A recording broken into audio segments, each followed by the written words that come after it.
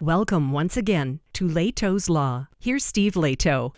Got a story here sent to me by a lot of people, including the Institute for Justice, and it's a press release from the Institute about a situation happening in an Iowa county where officials have threatened to sue a resident over her criticism of the county leaders. And there's this pesky thing called the First Amendment. So the IJ sent a letter to county officials in Decatur County, Iowa, calling on them to abandon their attempt to silence a Decatur County resident after that resident published an op-ed raising questions about a county official's repeated failure to attend meetings in person. The county sent her a letter threatening to sue her for defamation. The threat to sue her over factual criticisms violates the U.S. Constitution's First Amendment, which protects Americans' ability to freely criticize the government without fear of retribution. First Amendment gives you the right to free speech, but the Supreme Court and pretty much everybody recognizes that the key is that you can talk about the government. You can talk about the government, and talking about it means you can criticize them. If you got into politics and didn't understand you might get criticized, you are in the wrong field, my friend. Decatur County's actions demonstrate why Iowa state lawmakers must pass a proposed piece of legislation, HB 472, which would create an expedited path to dismiss frivolous lawsuits meant to silence people for actions protected by the First Amendment. Americans have a right to criticize their government without facing frivolous lawsuits from elected officials. And by the way, you got to ask yourself, when a lawyer being paid by the government sends a letter threatening frivolous action, who's paying him to do that now? Oh, wait. The county is. And where does the county get their money from? The taxpayers. So you've got a right to criticize them for that too, because I just did. Decatur County residents deserve to know what their elected officials are up to. That's why I started attending the weekly Board of Supervisors meetings and publishing editorials about what happened, the woman explained. But rather than make these meetings available online, the county wants to silence my speech and keep the public in the dark. So IJ attorney Brian Morris says Rita exemplifies what America stands for. She deeply cares about her community.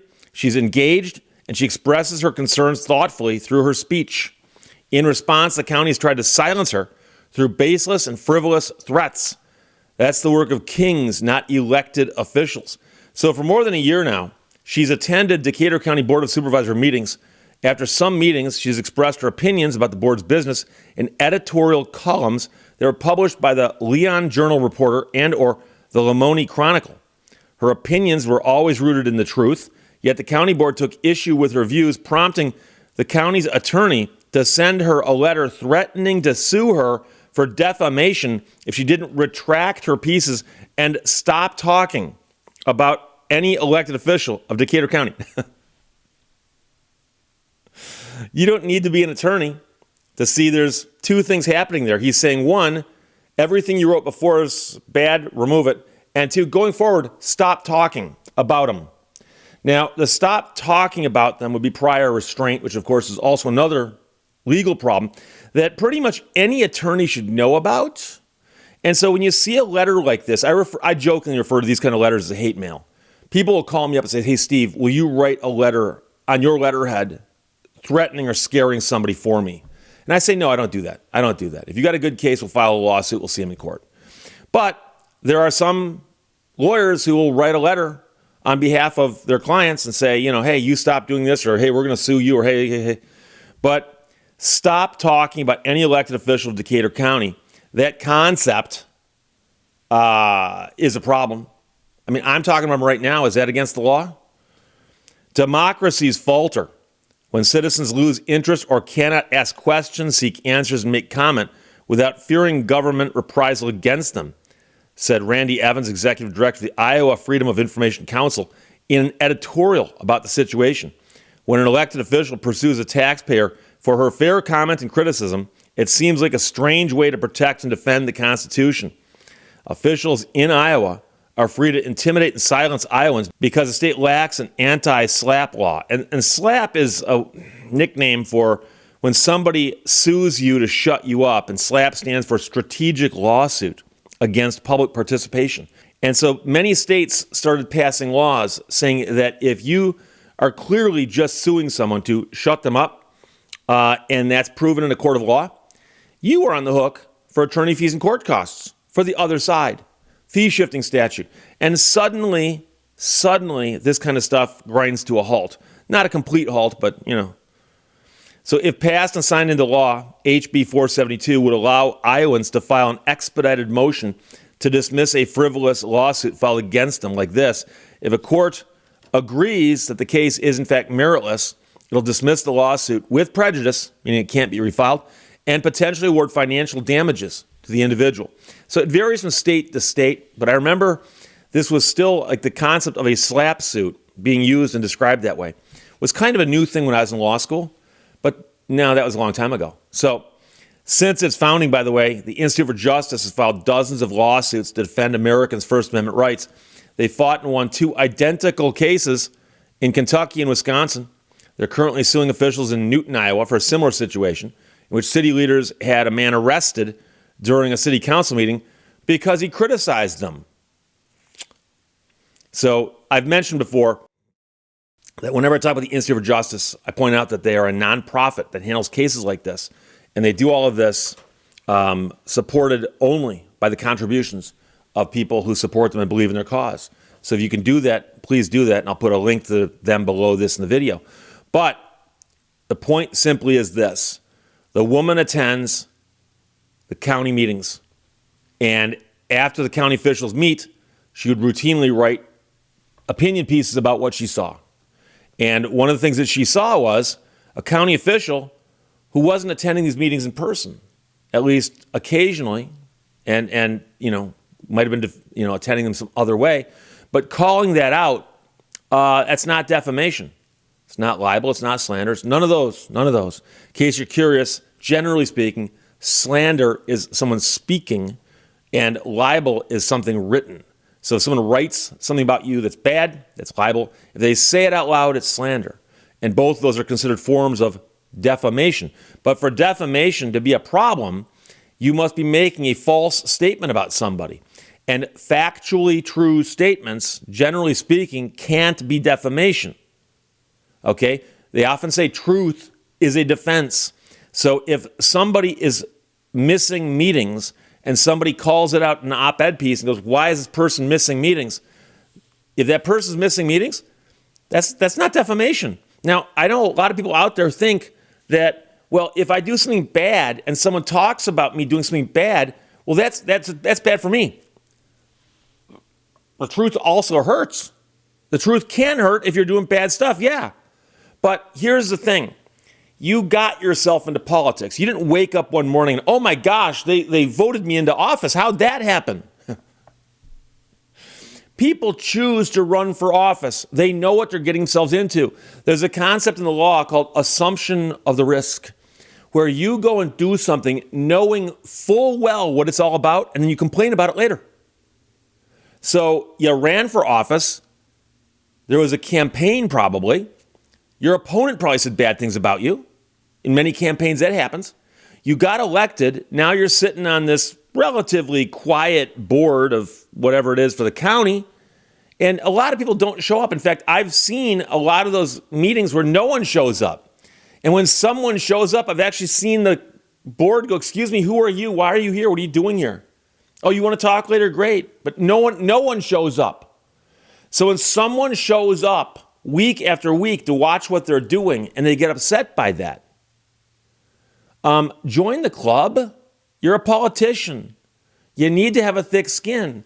And I've jokingly had people ask me, Steve, why don't you run for office of some sort? Run for judge. Run for something. Why don't you? And I have no interest in that. And I tell people I have no interest in that. And one of the reasons is that I don't want to go through a campaign where people be calling me names and just saying stuff about me. Is it true or not true? I don't care. The point is, I don't want to put myself through that because I know what it is. If you choose to do that, do that. But don't later say, oh, people are criticizing me. Can they do that? Get the city attorney in here, get the county attorney in here, get somebody in here. Let's start sending out hate mail to get these people to shut up. I don't want them talking about me. They're publishing things about me in the newspaper.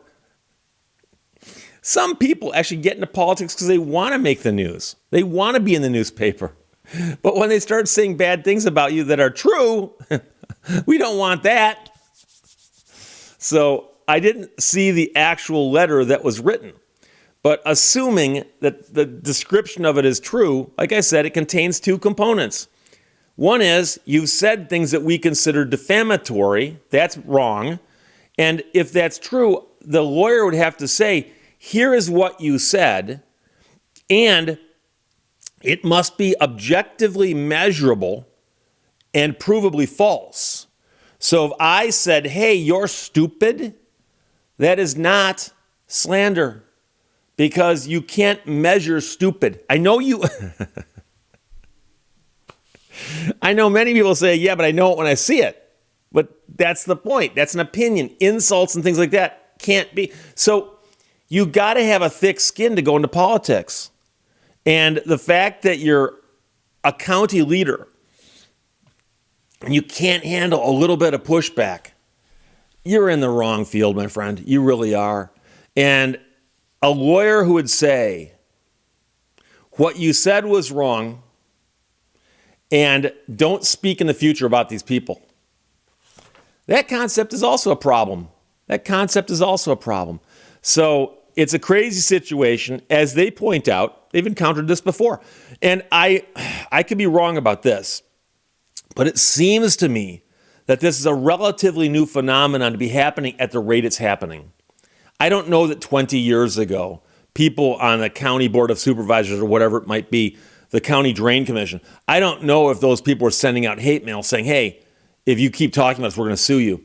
It seems to be a more recent thing. And what they're banking on is a lot of people who get a letter from a lawyer sometimes will back down. Now, you might say, Steve, if that's true, though, why won't you send them on behalf of your clients?